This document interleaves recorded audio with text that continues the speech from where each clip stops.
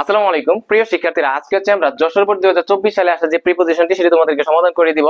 So কথা না বাড়িয়ে চলো শুরু করা যাক। দেখো, লক্ষ্য করো, এখানে দেয়া আছে ইন বাংলাদেশে the legal age dash marriage, বলতেছে বাংলাদেশে বিবাহের বৈধ বয়স ড্যাশ গার্লস মেয়েদের জন্য ইজ 18। এখানে দেখো কি কথাটা বলতেছে ভাই, যে বাংলাদেশে মেয়েদের জন্য বিবাহের বৈধ বয়স বলতো এখানে ড্যাশ আছে, কি আছে? ড্যাশ আছে। একটু দেখো তো, দা লিগেল এজ বৈধ বয়স ড্যাশ ম্যারেজ মানে হচ্ছে বিবাহের বৈধ বয়স, লিগেল এজ বিবাহের বৈধ বয়স। তাহলে বিবাহের শেষে কি আছে? এর আছে। আমরা জানি কোনো একটা ওয়ার্ডের শেষে এর থাকলে, কোনো একটা শব্দের শেষে এর থাকলে, এর অন্তস্থ র থাকলে তখন বলো ওই ড্যাশের মধ্যে কোন প্রিপোজিশন হয়? অফ ব্যবহৃত হয়। কি ব্যবহৃত হয়? অফ ব্যবহৃত হয়। এরপরে বলো বিবাহের বৈধ বয়স কাদের জন্য? মেয়েদের জন্য বিবাহের বৈধ বয়স। তাহলে বলো মেয়েদের জন্য অর্থে আমরা কোন প্রিপোজিশন ব্যবহার করি? ফর ব্যবহার করি। তাহলে দেখো অর্থটা কি হচ্ছে? দা লিগ্যাল এজ অফ ম্যারেজ, বিবাহের বৈধ বয়স ফর গার্লস, মেয়েদের জন্য বিবাহের বৈধ বয়স ইজ 18, হয় কত? 18 বছর। এরপরে লক্ষ্য করো, however 30% of our girls, যা হোক 33% আমাদের মেয়েরা গেট ম্যারিড, তাদের কি হয়ে যায়? বিয়ে হয়ে যায় বিফোর দে আর 15। আমাদের বাংলাদেশে 33% মেয়েদের কি হয়ে যায়? বিয়ে হয়ে যায় কখন? 15 বছর বয়স হওয়ার পূর্বে। 15 বছর বয়স হওয়ার পূর্বে, হ্যাঁ 33%, 30% মানে কিশোরীদের কি হয়ে যায়? বিয়ে হয়ে যায়, কিশোরী মেয়েদের।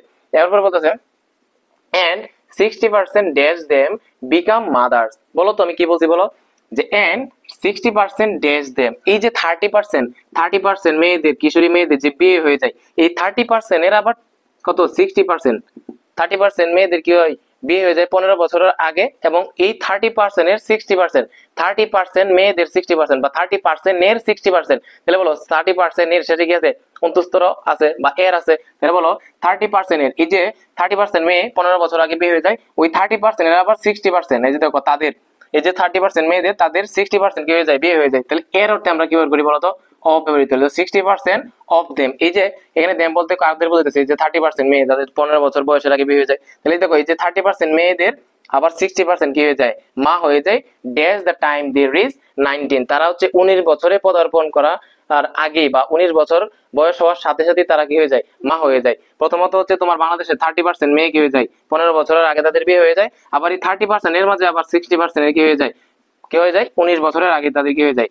মা হয়ে যায়। তাহলে বলো এখানে কোনো একটা সময়ের সাথে সাথে বা কোনো একটা নির্দিষ্ট সময়ের পূর্বে অর্থে আমরা বাই ব্যবহার করি। হ্যাঁ, by the time they reach 19, 19 বছরে পদার্পণের সাথে সাথে, 19 বছর হওয়ার সাথে সাথে এই যে 30% এর 60% মেয়েরা কি হয়ে যায়? মা হয়ে যায়। এরপরে বলতেছে when an adolescent girl gets married, যখন একটা কিশোরী মেয়ের কি হয়ে যায়? বিয়ে হয়ে যায়, she usually drops, সে সাধারণত কি হয়? সাধারণত সে ঝরে পড়ে অফ স্কুল থেকে সে ঝরে পড়ে।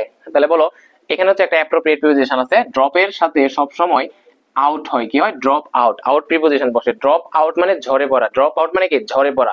তুমি যেখানে ড্রপ দেখবা এরপরে কোনো ড্যাশ থাকলে তুমি সেখানে আউট প্রিপোজিশন ব্যবহার করবা। ড্রপ আউট মানে কি? ঝরে পড়া। তাহলে এই যে মেয়ে, কিশোরী মেয়েদের বিয়ে হয়ে যায়, সে ইউজুয়ালি ড্রপ, সে সাধারণত ঝরে পড়ে, ড্রপ আউট অফ স্কুল, সে সাধারণত স্কুলের থেকে ঝরে পড়ে। নরমালি একটা মেয়ে যদি 6, 7 বা 8, 9, 9, 10 পড়াশোনা করে, যখন সে বিয়ে হয়ে যায় তখন তো তার শ্বশুর বাড়িতে চলে যায়, তখন সে স্কুল থেকে ঝরে পড়ে, স্কুলে তার আর পড়া হয়ে ওঠে না। এরপরে বলতেছে দাস লজেস হার মোবিলিটি, এভাবে সে কি হারিয়ে ফেলে? তার যে গতিশীলতা, হ্যাঁ সে যে পড়াশোনা করলো, তার যখন সামনের দিকে সে অগ্রসর হলো, এই যে গতিশীলতা সেটা থেমে যায়, সেটা স্ট্যাটিক হয়ে যায়, স্থির হয়ে যায়, কারণ সে তো বিবাহ বন্ধনে আবদ্ধ হয়ে যায়, পড়াশোনা করার সুযোগ থাকে না। সে গেটস কনফাইন্ড, সে আবদ্ধ হয়ে যায়। কিসে আবদ্ধ হয়ে যায়? ফুল টাইম ওয়ার্ক, সার্বক্ষণিক কাজে। একটা জিনিস মনে রাখবা, কনফাইন্ড এর সাথে আজীবন সেখানে টু হবে, এটা একটা অ্যাপ্রোপ্রিয়েট পজিশন। কনফাইন্ড টু মানে আবদ্ধ হয়ে যাওয়া, কোনো একটা জায়গায় কোনো একটা বিষয়ে কি হয়ে যায়? আবদ্ধ হয়ে যাওয়া। কনফাইন্ড টু মনে রাখবা, নোট ডাউন করে রাখো, কনফাইন্ড টু আবদ্ধ হয়ে যাওয়া, কনফাইন্ড টু আবদ্ধ হওয়া। তাহলে এই যে সি গেটস কনফাইন্ড, সে আবদ্ধ হয়ে যায় টু ফুল টাইম ওয়ার্ক, সার্বক্ষণিক কাজে সে আবদ্ধ হয়ে যায়। Dash her in law's house, তার শ্বশুর বাড়িতে। হাউস মানে হচ্ছে গৃহস্থালীর কাজকর্ম, মানে হচ্ছে পারিবারিক কাজ। হ্যাঁ, তাহলে বলো হাউসহোল্ড মানে পারিবারিক বা গৃহস্থালী, এরকম আর কি। যখন তাদের বিয়ে হয়ে যায় তখন সে কি হয়ে যায়? সার্বক্ষণিক শ্বশুর বাড়িতে গৃহস্থালীর কাজকর্মে বা গৃহস্থালীতে পারিবারিক কাজে সে কি হয়ে যায়? সার্বক্ষণিক কাজে সে আবদ্ধ হয়ে যায়। তাহলে বলো পারিবারিক কাজে বা শ্বশুর বাড়িতে, সেখানে কি আছে? কাজে বলো এ আছে, শ্বশুর বাড়িতে বলো কি আছে? এ বা তে আছে। তাহলে বলো কাজে এ আছে, শ্বশুর বাড়িতে এ আছে বা তে আছে। এ থাকুক, অন্তস্থ অ থাকুক বা তে থাকুক, আমরা কোন প্রিপোজিশন ব্যবহার করি? ইন ব্যবহার করি। বলো কি ব্যবহার করি? In her in law's house, তার শ্বশুর বাড়িতে। হাউস তার শ্বশুর বাড়ি, পারিবারিক কাজে, হ্যাঁ, বা গৃহস্থলীর কাজে সে কি হয়ে যায়, আবদ্ধ হয়ে যায়। এরপরে বলতেছে সে লজেস সোশ্যাল স্ট্যাটাস, তার যে সামাজিক একটা অবস্থা থাকে, সে অবস্থান থেকে কি পড়ে সে সেই অবস্থানটা সে হারিয়ে ফেলে। এন্ড অল দা অপরচুনিটি, সকল ধরনের সুবিধা, ড্যাশ ইকোনমিক ইন্ডিপেন্ডেন্স, তার যে একটা অর্থনৈতিক স্বাধীনতা আছে, সে সকল মানে অর্থনৈতিক স্বাধীনতার সকল ধরনের সুযোগ সুবিধা থেকে সে কি হয়, বঞ্চিত হয় বা সে সেটা হারিয়ে ফেলে। তাহলে বলো অর্থনৈতিক স্বাধীনতার সুবিধা, তাহলে অর্থনৈতিক স্বাধীনতার শেষে কি আছে, অন্তস্থ র আছে, স্বাধীনতার অন্তস্থ র থাকলে কি হয়, অফ হয়। কি ব্যবহৃত হয় বলো, অফ ব্যবহৃত হয়। অপরচুনিটিস অফ ইকোনমিক্স ইন্ডিপেন্ডেন্স, তার সকল ধরনের যে অর্থনৈতিক স্বাধীনতার যে সুযোগ সুবিধা আছে সেখান থেকে সে কি পড়ে, বঞ্চিত হয়ে পড়ে, সে কি পড়ে, ছিটকে যায়, সে সেটা হারিয়ে ফেলে। এরপরে বলতেছে হার ইনলস হাউস, তার শ্বশুর বাড়িতে, শ্বশুর বাড়িতে, দেখো বাড়িতে শেষে কি আছে, তে আছে, আমরা জানি শেষে কোনো একটা শব্দের শেষে তে থাকলে, এ থাকলে, অন্তত অ থাকলে সেখানে কোন প্রিপোজিশন হয় ভাইয়া, সেখানে হয় ইন হয়। বলো কি হয়, তে থাকুক, এ থাকুক বা অন্তত অ থাকুক, কোনো একটা শব্দের শেষে যদি এগুলো থাকে, তুমি চোখ বন্ধ করে সেখানে কোন প্রিপোজিশন দিবা ভাই, বলো ইন দিবা। বলো কি দিবা, ইন দিবা। বাড়িতে, শ্বশুর বাড়িতে শেষে কি আছে, তে আছে, আমরা জানি তে থাকলে কোন প্রিপোজিশন বসে ভাইয়া, সেখানে ইন প্রিপোজিশন বসে। তাহলে কি হবে, ইন হার ইনলস হাউস, তার শ্বশুর বাড়িতে সে গেটস মার্জিনালাইজড। এই অর্থটা অনেকেই জানো না। মার্জিনালাইজড মানে হচ্ছে তোমার কি, অবহেলিত। কি হয়, অবহেলিত, মানে তার কথার কোনো দাম নাই বা সে সকল ধরনের সুযোগ সুবিধা পায় না, সে কি হয়, একটু মার্জিনালাইজড, সে হচ্ছে একটু প্রান্তিকীকরণ হয় বা অবহেলিত হয়ে যায়। একটা মেয়ে যখন অল্প বয়সে বিয়ে হয়ে যায় তখন তার কথা কেউ শোনে না শ্বশুর বাড়িতে, এবং তাকে তার যে অধিকার, সেই অধিকার সে ঠিক মতো পায় না। তার মানে সে কি হইতেছে, অবহেলিত হইতেছে, সে ইগনোরড হইতেছে, হ্যাঁ, সে মার্জিনালাইজড হইতেছে।